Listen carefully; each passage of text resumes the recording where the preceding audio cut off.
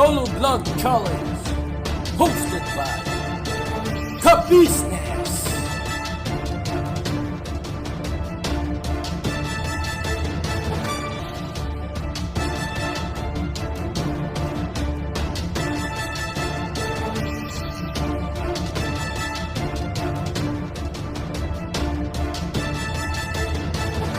Bira!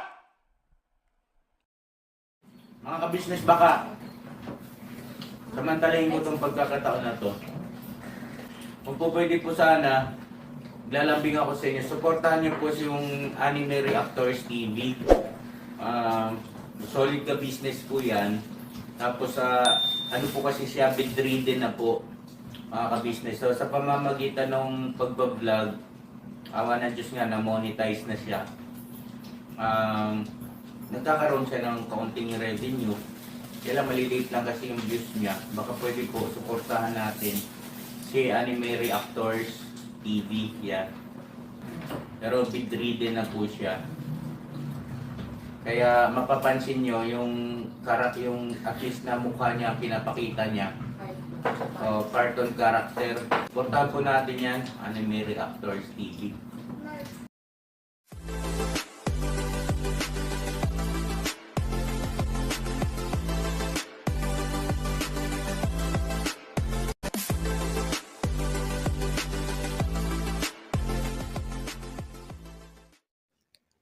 Hello guys, mapagpalang araw po sa ating lahat. Narito pong muli ang inyong lingkod, Anime Reactors TV. At sa mga hindi pa po nakaka-subscribe dyan sa aking munting channel, ay baka pwede naman pong makipindot na po ng subscribe button. At makilike and share na rin po ng aking mga video. At patuloy din po natin suportahan ang Mag-amang Ka-Business Official at Papa Dins TV. At ganun din po yung kanilang second YouTube channel na Ka-Business Family, na kung saan ay ang 3M nga po ng Ka-Business Family ang nagbablog dito. Challenge para dito sa buong membro ng Ka-Business Family. Maliban nga lang po dito kay Boss Dave, Papa Dins, Budang, Mrs. Ka-Business, at kay Ka-Business mismo. Pero bukod po sa kanila ay lahat ng membro ng Ka-Business Family ay sasabak dito sa challenge na ito. At ang challenge pong ito ay tinawag ni Ka-Business na Solo Vlog Challenge, na kung saan ay may kalakip itong premyo. At ang premyo po nito ay nagkakahalaga ng tumataginting na 100,000 piso para sa mananalo. At iisa lang po guys ang mananalo sa challenge na ito. At ang dahilan nga po kung bakit naisip ni Ka-Business na isa lang yung manalo dito ay para ibigay ng bawat isang kalahok ang kanilang makakaya para maiwasan yung umasa na lang sa second place o third place. At dahil nga isa lang ang mananalo, edi kailangan talaga nila na ibigay ang lahat ng kanilang effort dito para sila yung manalo. At sinabi din ni Ka-Business dito na ang anumang prize na mapapanalunan ng sino man napapala rin ay bawal i-share sa kanyang mga kasamahan. Dahil parang gano'n na rin kung i-share nila itong kanilang mapapanalunan. Yung mga hindi nanalo ay aasa na lang doon sa magiging share ng nanalo.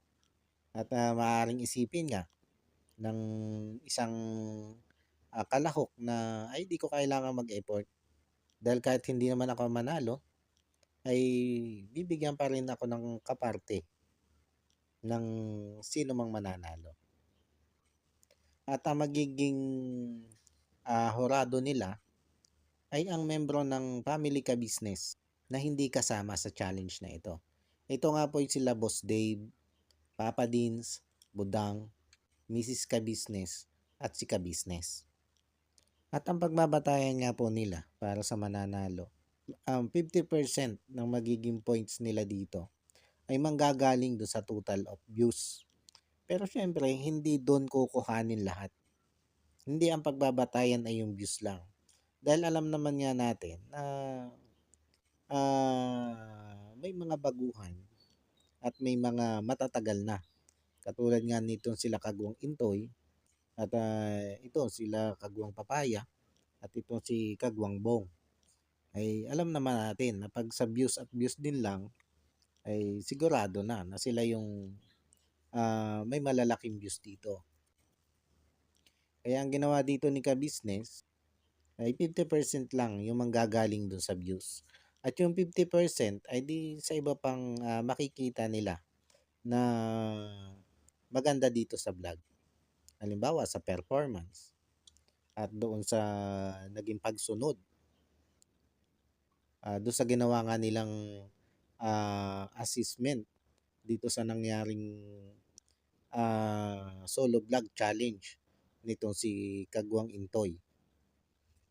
Kumbaga, siguro pag nasunod nila, yung natalakay doon na mula sa positibo hanggang sa negatibo, ay makukuha nila yung 100 point na kinakailangan para sila manalo. Kung matatandaan natin guys, itong si Intoy ay sumabak na sa ganitong challenge, ang solo vlog challenge, na ibinigay naman sa kanya ng kanyang sponsor na sila Ma'am G at Sir Kabukol. Pero ang ginawang solo vlog challenge na ito ni Intoy ay hindi pa kasama dito sa inilunsad nga ni Ka-Business na solo vlog challenge para sa membro ng Family Ka-Business. At ang unang plano nga dito ni Ka-Business ay bigyan ng bawat isa ng magkakaparehong halaga ng pera. At ito yung gagamitin nila sa gagawin nilang pagtulong. Pero bago magsimula ang challenge na ito ay binago ni Ka-Business ang kanyang plano na ito. At ang ginawa niya ay sa sariling bulsa na mismo kukuha ng itutulong ang bawat kalahok. At ang layunin dito ni Ka-Business ay para mas maramdaman ng bawat kalahok kung ano yung pakiramdam, kung gaano kasarap sa pakiramdam, sa damdamin, yung tumulong ka sa kapwa mo na ang itinulong mo ay galing mismo sa sarili mong bulsa. Kumbaga, gusto niya na iparamdam sa bawat kalahok kung gaano kasarap ang tumulong sa ating kapwa. At ang una nga pong matapang na sumabak sa solo vlog challenge na ito ay walang iba kundi itong si Power Ranger. Itong si Power Ranger guys ay batid natin na wala pa itong kasanayan sa pagbablog. Kahit ilang panahon na nga ito dito kay Ka-Business ay hindi pa nito nasubukan na humawak ng camera para siya mismo ay mag-vlog. Kumpara dun sa ibang mga membro ng Ka-Business family na may mga ilang karanasan na sila yung humahawak ng camera at sila mismo yung nagbablog. Pero itong si Power Ranger ay wala pang ganitong karanasan sa pagbablog. Kaya first time nito na humawak ng camera at siya mismo yung mag-vlog. At ito nga, solo vlog pa nga ang unang karanasan niya. Kaya tingnan natin guys kung ano magiging performance nitong si Power Ranger. At nitong nakaraang araw nga lang ay sinimula na nitong si Power Ranger ang kanyang solo vlog challenge. At ito guys, panoodin natin ang video ni Power Ranger sa ginawa niyang solo vlog challenge. So ayan po, paalis na po ako para sa pagtugon sa solo vlog challenge. Patnubayan nawa ako ng Diyos. Tara po, samahan niyo po ako. Nandito po ako ngayon sa palengke ng Bagumbong. At sa likuran ko po, may nakita po akong isang nagtitinda na hawak-hawak na lang po, karga-karga lang po niya, tinitinda niya. Kaya naman po siya tinitingnan at ako po naangali sa sitwasyon niya. Tara po, lapitan po natin. Ano po, Nay? Magandang hapon. Ano po yung paninda niya, mga rekado? Kaya na po kayo rito? Kanina pa, maalis ka rin. Alas 3 eh. Alas 5 na. Nakatayo lang po kayo. Nagaling-galing eh. Taga-taga lang. Isipin nyo guys kung gaano kahirap itong ginagawa nitong sinanay na yun nga, mula alas 3 hanggang alas 5 ay nakatayo lang siya doon at naghihintay ng mga bibili sa kanya. Mahirap itong yung sitwasyon na ito ni nanay. Tuloy lang natin yung video guys. Makabili ng pagkain. Ano po yung naangkat niyo po, Nay? Opo, ayaw ito, tayo na. Nabalik siya po. Ang magiging reaction pala natin dito guys ay hindi lang patungkol sa performance ni Power Ranger, kundi gusto ko ding reaksyonan dito kung ano yung kalagayan mismo nitong street vendor ng si Nanay Gloria na tinulungan ito ni Power Ranger. So guys, tuloy lang natin. Sinusupot-supot niyo. Nakakaabot yun lang po yan hanggang sa uuwi kayo. Pare-pareho eh. Minsan makauwi, minsan hindi. Grabe po mga ka-business, tingnan niyo pong sitwasyon ni nanay. Masarap din ang daan, nakatayo. Marami mga dumadang mga sakyan. Usok, lahat na po. Pakap niya lahat. Pero yung mga may patungan po na ganyan, hindi naman po bawal, hindi inuuli. Ay, nahuli din. Nahuli yun. So mas maganda pa rin na wala kayong patungan para makaalis kayo. Madali ka daw, madaling makatakbo. Kasi minsan, ano eh, yung hindi ko namamalayan, nandiyan yung nahuli. Ninervous ako pagka yung nabibigla ako. Napaisip lang ako guys dito sa sinabi nitong si nanay about dito sa ginagawang panghukuli sa kanila ng mga tauhan ng MMDA o ng mga clearing operation na sinasagawa ng MMDA nga dito sa mga ganitong palengke.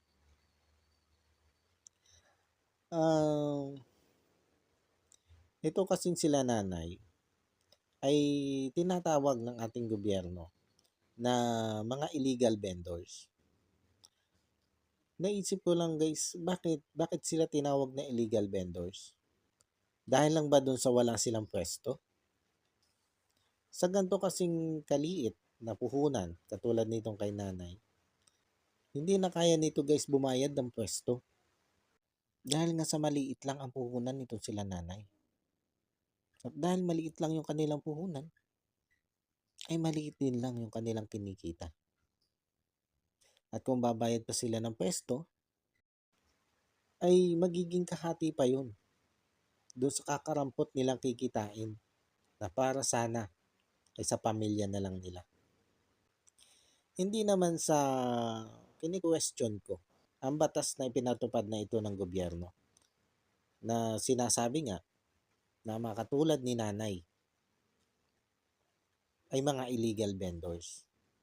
Ang sa akin, sana bago nila ipinatupad ito, bago nila inimplementa ang batas na ito, ay gumawa muna sila ng napakagandang programa para sa mga katulad ni nanay na matatamaan o maaapektuhan ng ganitong batas.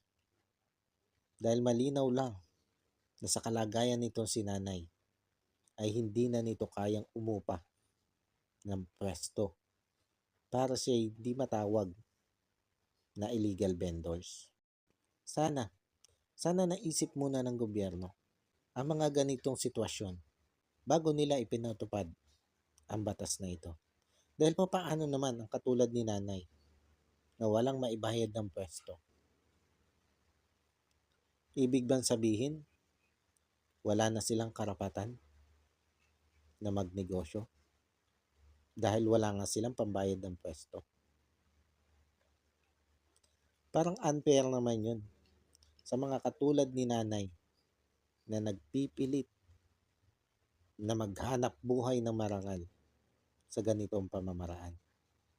Napakasakit lang isipin guys, na sa kabila ng pagpupursigi ng katulad ni nanay na maghanap buhay ng marangal, ay isasama pa sila ng ating gobyerno sa tinatawag na gumagawa ng illegal. Ito guys, tuloy lang natin yung video. Mga anong oras pa kayo umuwi sa bahay niyo yan? Mga 7. No, 7. maubos pa nung hindi. 7 uwi pa kayo. Isa, mga sister nila, pag talagang sobrang sakitan ng binti ko, yun, halos siyempre, may time na talaga sobrang tumal. Pagka kasi matumal, lahat ng sakit nararamdaman ko. Saan po kayo, Nay? Sa ano ko, Tignay. Sumasakay po kayo ng jeep o tricycle? Meron private, e-drive, pero naglalakad lang ako. Isa pagka yun, ngayon galing na ako kakabay sobra sa pera ko, sumasakay ako. Kita nyo na guys, maging ang pamasahe ni nanay ay nag-aarimuhanan siya. Tinitiis niya maglakad pa uwi sa kanila para wag na sanang mabawasan yung kanyang kinita sa kanyang pagtitinda. Ibig sabihin, yung 15 pesos na pamasahe pa uwi ay inaarimuhanan pa niya yun. Dahil nga nanghihinayang siya na mabawasan pa yung kanyang kinita. Ay papaano pa kung kukuha siya ng pwesto na magkano ang bayad sa pwesto? 200 isang araw. Malaking kabawasan na yun para dun sa kanyang kikitain na dapat ay ilalaan niya sa kanyang pamilya. Tuloy lang tayo guys. Payag po ba kayo, Nay? Birahin ko kayo. Hindi po, ibig sabihin po na birahin ay tulungan po. Dito sa sinabi ni Power Rangers na ito na kung payag ba daw si nanay na birahin siya, kita natin na talagang ikinagulat ni nanay yon. Kaya naman yan, binawi din agad ni Power Ranger yung kanyang sinabi na ang ibig sabihin ng bibirahin ay tutulungan. At ito, kita naman natin sa mukha ni nanay kung ano yung saya, kung ano yung tuwa sa narinig niyang yon kay Power Ranger. Tuloy lang tayo guys. Oo, maganda yun. Napaka saya tayo ay Siguro po, iligpit na po natin yung paninda. Uwi tayo, bilhin ko na lang lahat yan. Ano po, bayad po kayo? hindi mas maganda ang ano sa akin yun kung Para pasyalan po natin yung bahay niyo. Sige po mga ka-business, papasyalan po natin si nanay sa bahay nila. At yun nga guys, ito naligpit na ni Power Ranger ang mga paninda ni nanay. At sabi nga nito na bibili niyan lahat ang paninda ni nanay na ito. At kitang-kita naman natin guys, dito kay nanay kung gaano ito kasaya sa sinabi ni Power Ranger na papakiyawin na nga niya ang paninda ni nanay. At ito nga guys, sinamahan ni Power Ranger itong si nanay pauwi sa kanilang bahay upang malaman nga daw nitong si Power Ranger ang kalagayan nila nanay sa kanilang bahay. At ito guys, tuloy lang natin yung video. Ka-business, pauwi po kami sa bahay nila nanay, samahan po natin para makita natin yung sitwasyon nila sa bahay nila. Tara po, samahan niyo po kami. Update na lang po kami mamaya, pag-anto na po kami. Ayan po, pag Pagkatapos ng 30 minutong lakaran, dito na po kami sa bahay nila nanay. Biruin nyo guys kung gaano kalayo yung nilalakad ni nanay mula sa palengke ng Bagumbong hanggang sa kanilang bahay. 30 minutes. Gaano kalayo yun? Matapos niyan tumayo ng matagal na oras doon sa palengke para makabenta lang, ay maglalakad pa siya pa uwi ng 30 minuto. Hindi na nga niya magawang mamasahe tulad ng sinabi niya kanina dahil nanghihinayang siya doon sa magiging pamasahe niya. Dahil para sa kanya ay malaki pa yung kabawasan sa kanyang kinita na dapat ay sa pamilya na niya mapupunta. Ito guys, tuloy lang natin yung video. Pasok po. Magandang gabi po.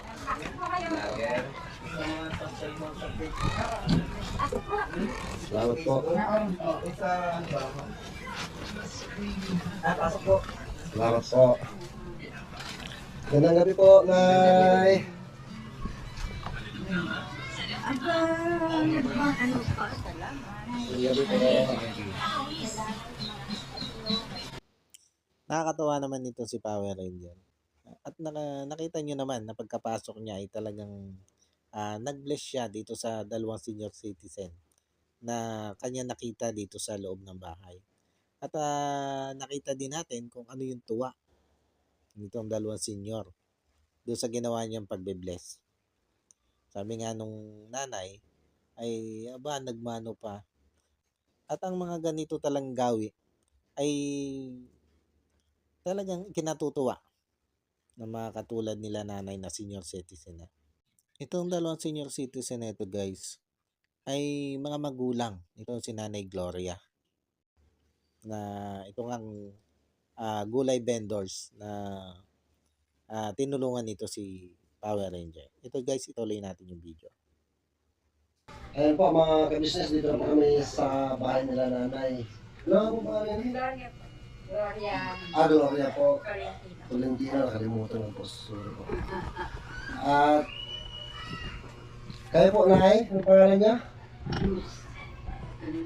Luz Tolentino. Kayo po ang nanay ni Nanay Gloria. At siya po si Tatay Ricardo Tolentino po. Ilan taon na ako dito kayo, Tay? 76. So si Tatay ilan taon na?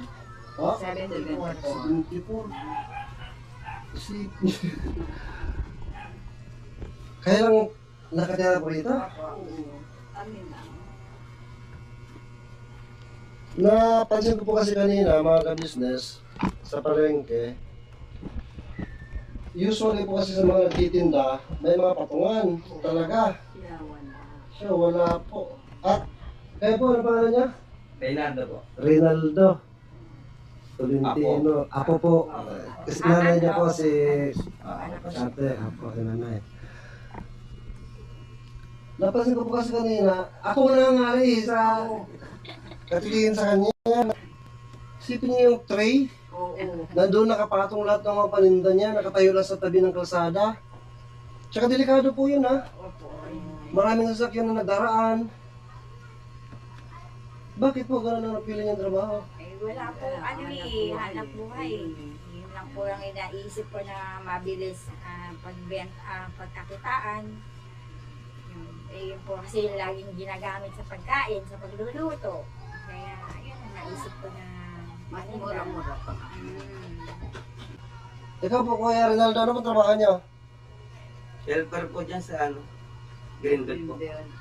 Helper sa construction po, Fabrication. fabrication, mga welder. Gano'n. Wala na pong ibang may trabaho, kayo lang po. Dito napag-alaman natin guys na dito sa buong pamilya na ito ay ang tanging bumubuhay lang talaga sa kanila o tanging naghahanap buhay ay itong anak ni Nanay Gloria at itong si Nanay Gloria. At itong anak nga po ni Nanay Gloria ay construction worker. At si Nanay Gloria nga ay ito gulay vendor na yun nga, sinabi naman niya na talaga minsan ay kailangan niya makipagpatentero dito sa mga nanghuhuli, sa mga katulad nila dito sa palengke. Kumbaga ganito yung buhay nila dito sa loob ng bahay. Na may dalawang senior citizen nga sila na kailangang asikasuhin. Mula doon sa, syempre may mga maintenance na to, mga matatanda na to. At yun, sa mga pangangailangan nila dito sa loob ng bahay, ay tanging silang mag-ina lang ang nagpo-provide.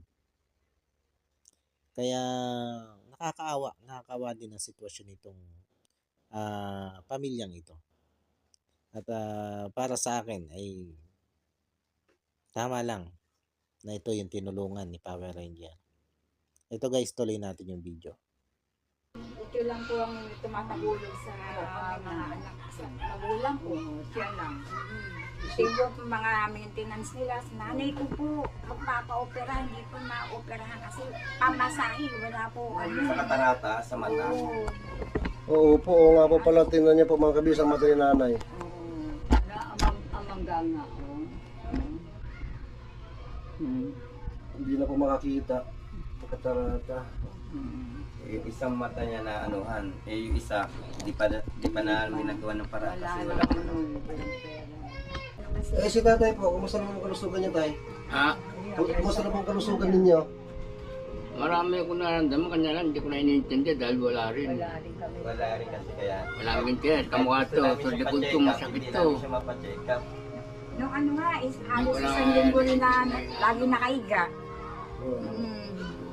Eh, sabi ko nga sa kapitbahay ko hintayin ko na lang to kaysa pagagawin ko wala rin Ganun din Hindi, minsan gusto ko nga magpunta, hindi ako makapunta sa mga hospital para pa-check up dahil wala Wala talagang ang hirap ng buhay.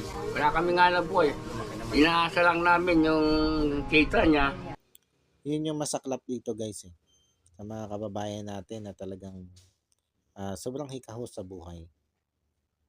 Na yan, katulad nga ni nanay na may diferensya sa mata, may katarata. Pero hindi niya magawa magpa-opera. Dahil oo nga masasabi natin na libre yung operasyon. Libre yung serbisyo ng mga ospital. Dahil may malasakit tayo dito sa ospital. Pero hindi naman sagot na malasakit yung mga bibilhin mong gamot after ng operasyon. At bukod doon, ay yung pamapamasahe pa sa parot pa rito. Plus yung pagkain mo pa sa ospital. Kung may kalayuin ng ospital, hindi ka naman pwedeng araw-araw ay dalan doon ang kamag-anak mo ng pagkain. Dahil doon pa nga lang sa pamasahe, ay hirap na silang i-provide. Kaya kalimitan, sa ating mga kababayan na naghihirap, kahit nga sabihing libre ang pagpapa-ospital, ay hindi nila magawang magpa-ospital. Dahil nga sa kakapusan nila sa financial. At yun nga katulad nung sinabi ni tatay, na siya ay may mga nararamdaman na rin, pero hindi siya makapagpa-ospital. Sa kadahilanan nga na wala silang pera.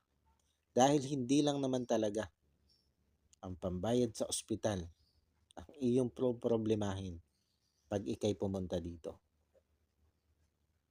Dahil paglabas mo sa ospital, narayan yung samot-saring gamot na ibibigay sa iyo.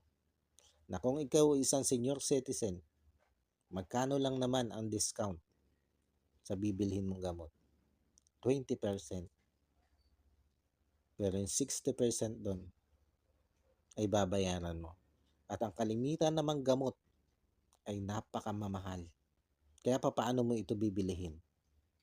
Nakapagpa-ospital ka nga, hindi mo naman mabili ang mga gamot na kailangan mo. Kaya wala din. Useless din ang pagpapa-ospital mo. Kaya mas pinipili na lang talaga nila guys na wag na lang magpa-ospital. Dahil sabi nga nila, Malalaman lang nila kung ano yung sakit nila. Tapos hindi din naman nila mabibigyan ng tamang lunas. Mamumroblema lang lalo sila. May stress lalo lang sila. At baka mas mapadali pa ang kanilang pagpanaw. Ito guys, tuloy lang natin.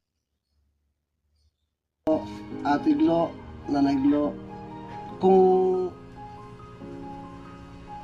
may choice po kayo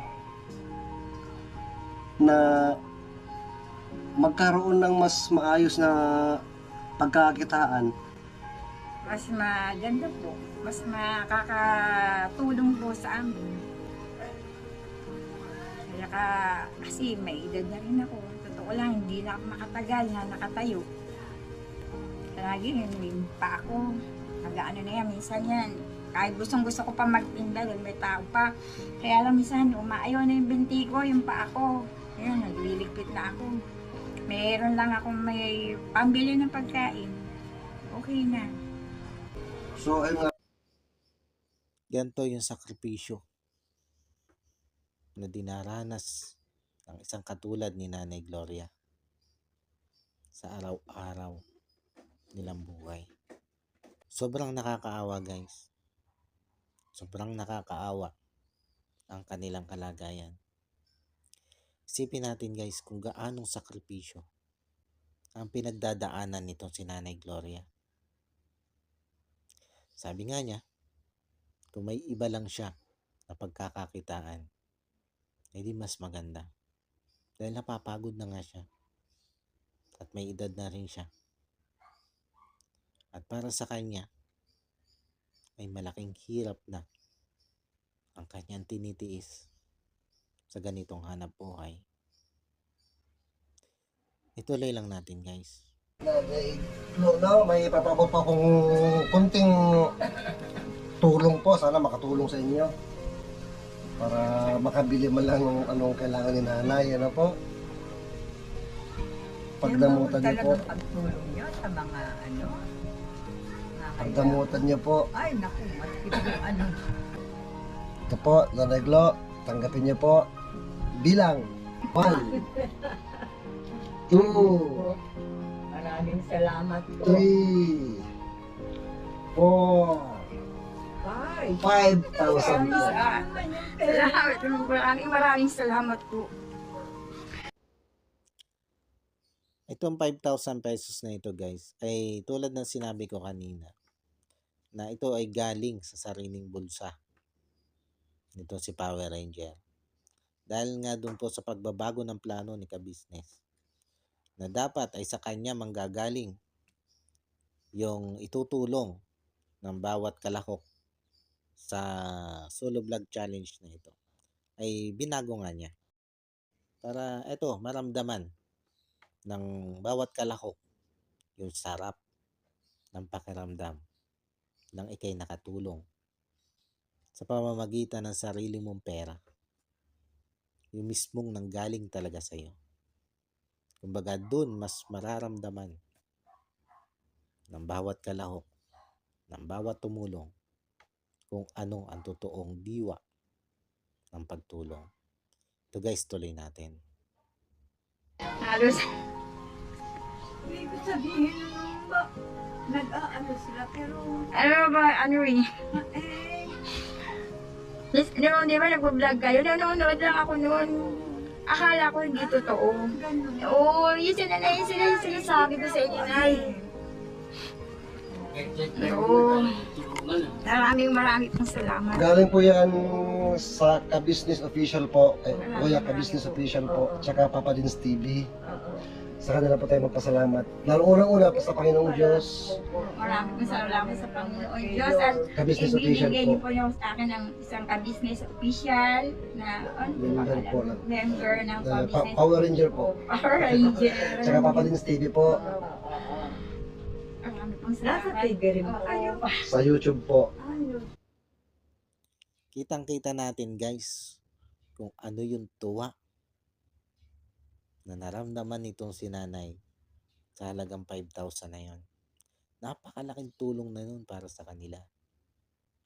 Kumbaga, yung tuwa na nakita natin sa muka nito sila Nanay Gloria ay talaga namang masasabi natin priceless o hindi matatawaran.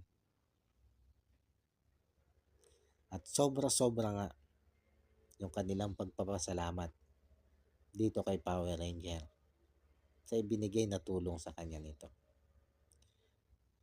Bagamat dito guys ay nakitaan natin na mga katulad na pagkukulang sa nangyaring unang solo vlog nitong si Kagwang Intoy na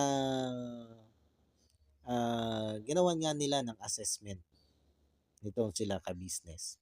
At tinukoy nila ka-business dito ang negatibo at positibo na mga kaganapan sa vlog na ito ni Kagwang Intoy. Ang layunin dito kasi guys, nung kanilang assessment ay para tukuyin kung ano ba yung tamang gawin at kung ano ba yung kailangan na hindi natin malimutan sa pagbablog. Dito sa ginawa kasing assessment nila ka-business, dito sa ginawa nito si Intoy na solo vlog challenge bilang pagtugon doon sa challenge na ibinigay sa kanya nitong si Ma'am G at ni Sir Kabukol, ay para halawan nila ng aral yung mga positibo at negatibo na naganap sa vlog na ito. Upang dito nga sa gagawin nilang solo vlog challenge ng bawat isang membro ng ka-business family ay mailapat o maisa praktika ng bawat isa. Kaya lang, kung nakita natin, ay ang nangyari dito sa vlog ni Power Ranger na ito ay napatulad lang doon sa mga naging pagkukulang doon sa vlog ni Intoy na yon. Bagamat masasabi natin na normal lang yan. Dahil nga ito si Power Ranger ay first time lang nito na humawak ng camera at mag-vlog. At ito nga, sa solo vlog challenge agad siya napasabak. At yun, bukod nga doon sa ilang nalimutan ni Power Ranger, katulad halimbawa ng yun sinabi ni Papa Dins doon, kailangan ay umpisa pa lang ay matanong mo na yung iba vlog mo kung payag ba ito na may vlog siya o maisama siya sa vlog. Baga hindi nagawa yun ni Power Ranger. At yun, bago din niya natanong yung pangalan ni nanay, ay nandun na rin sila sa bahay. Pero sabi nga ni Power Ranger, dahil first time niya yun, ay talaga naman sobrang kaba ang naramdaman niya ng mga oras na yun. At marahil yun yung naging dahilan kung bakit nalimutan niya yung mga tinalakay doon sa assessment nga na kanilang ginawa doon sa solo vlog challenge na ginawa nga nito si Intoy. At bukod naman doon sa mga pagkukulang na yun, ay nakita naman natin na ayos naman, naitawid naman ni Power Ranger ng maayos yung kanyang vlog.